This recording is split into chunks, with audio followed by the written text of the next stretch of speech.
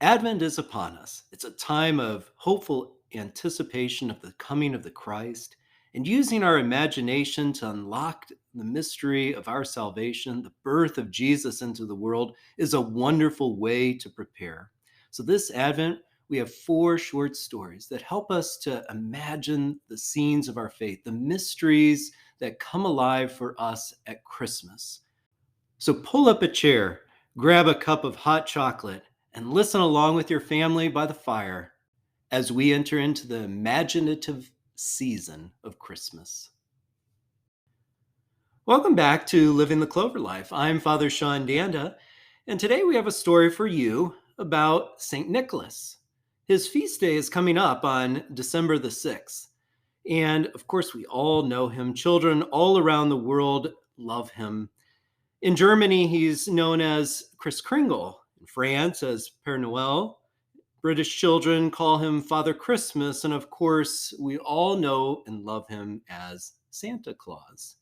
You can imagine him in your mind's eye, right? With cap or hood, a red or brown cloak, maybe a long white beard and a sack over his shoulders. But he's got a different name.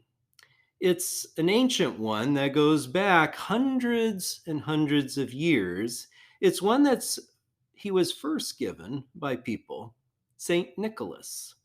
And maybe you can imagine him wearing that bishop's mitre, that pointed hat with a cross on it, holding his crozier staff, a long shepherd's staff that bishops carry, and a long red cope with his stole over his white alb, walking through the snow and giving us many blessings. Children tell lots of fun stories about Santa Claus, Père Noël, or Kris Kringle, and all these stories remind us of how much we're loved and how happy we are to give. And of course, Christmas is the season of giving. It's better to give than to receive, and that's an important thing for us to keep in mind as we put out our shoes or check under the Christmas tree to see if something will be left by Father Christmas, by St. Nicholas. So, hundreds of years ago, there lived St. Nicholas in the seaside town named Myra, which is in that modern country of Turkey that we know today. And ever since he was a small boy, Nicholas loved God more than anything, and he wanted to become a priest. He studied hard and he prayed often, and he followed Jesus, especially by helping the poor. And he loved the poor so much and always sought opportunities to take care of them. The people of Myra loved the priest Nicholas so much that when their old bishop died, they immediately wanted to elect Nicholas to replace him, and he would serve them as bishop for a long time. Nicholas was loved for one reason, because he loved. He loved God and God's people so much that he would do anything for them. You know, that's the golden rule, to love God and your neighbor above yourself. Here's a story about St. Nicholas that has been passed down through generation after generation. So there was this man who lived in Myra who was very poor. And this man had no wife, but he had three grown daughters who lived with him. In those days, when a young woman got married, she would have to bring money or property into her marriage. And this is called a dowry. If a woman didn't have a dowry, well, then she couldn't marry. And this would be quite a tragedy. So this man was so poor that he had no money for any of his daughter's dowry, and he didn't have enough money even to support them. He had, he believed, only one choice: to sell his daughters into slavery.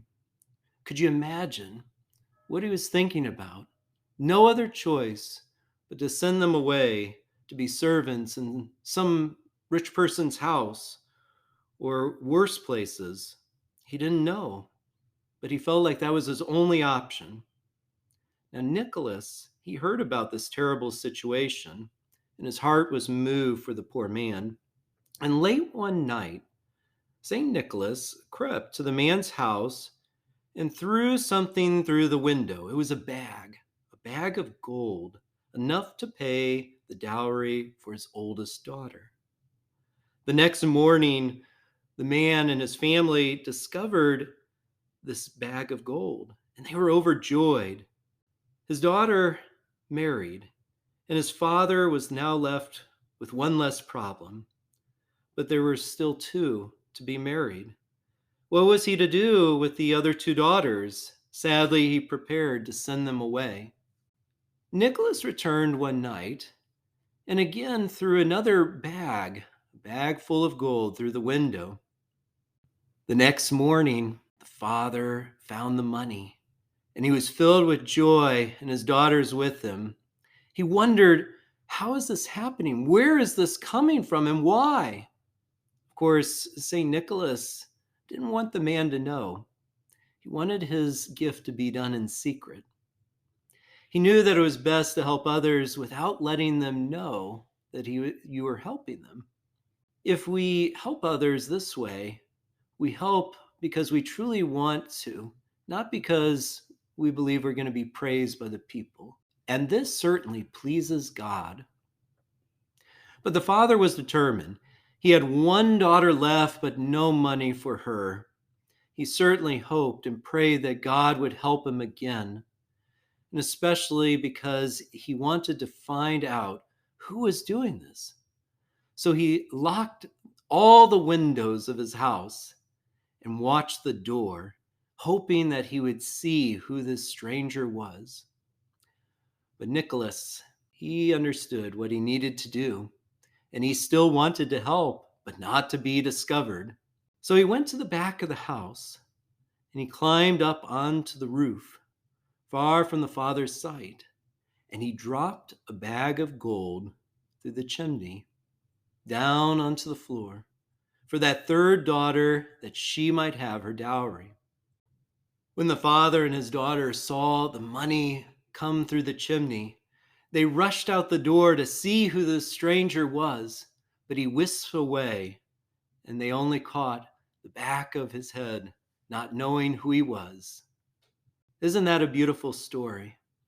The story maybe of how we imagine St. Nicholas going from house to house, dropping presents through the chimney and bringing all sorts of goodies because he loves so much. There are other stories about St. Nicholas too. It's said that God worked through St. Nicholas's prayers to raise children from the dead. Some who had been killed in fires and other children who had drowned.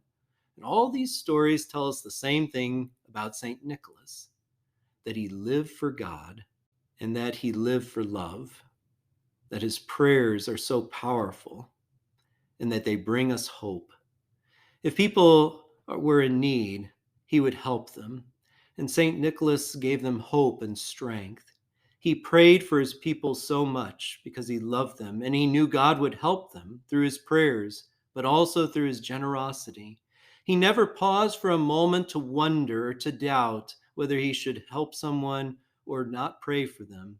He only thought of what he could give and what he could do for those in need. Stories about St. Nicholas spread from his hometown in Turkey up to Russia, where he is still very popular. He is one of the most popular saints there in Russia.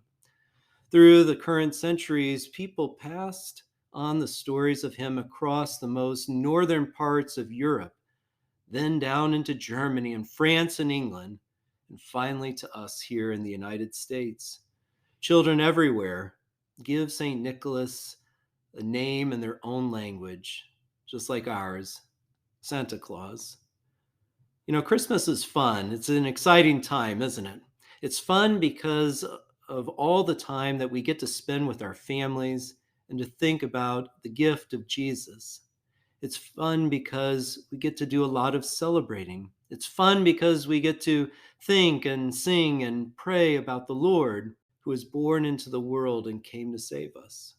Christmas is also fun because we get to give. God is the greatest giver, and you can't ever outgive God. And God gives because he wants us to share the things that he gives to us. So we get to show our family and our friends how much we love them by giving them special gifts or making things for them or showing them how much we love them just by our affection. We give because we're thankful. We're people of gratitude. We're thankful for friendship and love and for all the people who take care of us. We're thankful because God has given us life and love and his son. St. Nicholas was thankful too. And that's why the Christmas time is such a time to think of him and his generosity and to celebrate his feast day with great joy and gratitude for all that God has given us, and to remember that it is better to give than to receive, and to be a cheerful giver who gives joy and hope to others. And so I hope you take this opportunity this Christmas time to be like St. Nicholas and give a hug, a loving gift to somebody that's in need, that lifts their spirits and makes them feel loved. We hope you enjoyed this short story and that it brought a lot of light and love into your life. If it did, be sure to share it with someone else who might be looking for hope this Christmas season. Also, be sure to like and subscribe and to check out our other series if you want to keep growing in your faith. Until then, have a happy Advent and keep living the Clover life.